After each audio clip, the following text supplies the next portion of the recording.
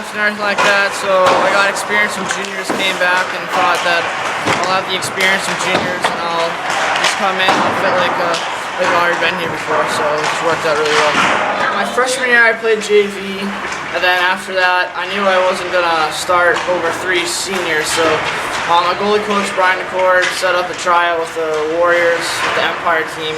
Went out there, tried out, made the team, so I got a lot more shots than I would at JV. Went out there, got the experience, and developed through that. And then I just went and played through the season, got a pretty good amount of starts, and then after that decided to come back to Central. I think I went to all the home games, and then I went to every single Super 8 game. I was in the front row cheering for everybody, so I was there. Especially against the Cathedral game when they wanted to shoot the overtime. And I was like, oh, if I could be out there right now, being the goalie or just out there with the team would be awesome. But it was alright. I was still in the fans, supporting the team, so it was fun. So that season ended, and my coach asked me what I was going to do, and he said give me a week to make my decision. And I decided Central's losing their goalie and everything like that, and I really wanted to go back to Central anyways to go play.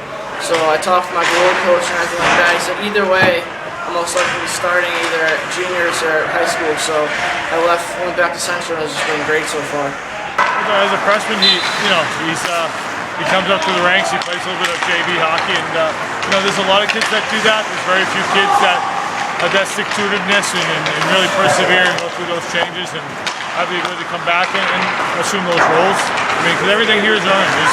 It's all merit. Halfway through the game against Westford, when we were up like 3-0, I said, oh, this is good. I got in the team, I was talking to the team and everything like that, talking to my D, so this felt really good after the first game. It was fun, it was really nice, because juniors there's literally no one in the stands, literally maybe your parents and like maybe one scout or anything like that, but then you're out there and you have your whole student body pretty much out there cheering and everything. It was just a great atmosphere, I wasn't used to it before. He passed away in October of 2010. He had acute myeloid leukemia, but because of the chemotherapy, he started to have liver failure and complications with that, so that's how he passed away. Around 2 or 3 years, but after a couple of years, he was gone with leukemia and everything like that. He's fine, went back to work, which was cool. But then after that, I started complications with his liver and everything like that, and then that's how everything started going bad. I remember when I was just like a squirter, I made a save or something like that. I'd look up there and he'd be cheering on and everything like that. It was just great. Even though he was there for like 13 years. I would love to have him in the stands, but I can't. So. I was 13 around there, so it was tough, losing your dad only for 13 years. But it was just a great motivation. Go out there. My dad worked hard through the cancer to beat it and everything like that. So that means I can battle through anything that comes against me and how I can play.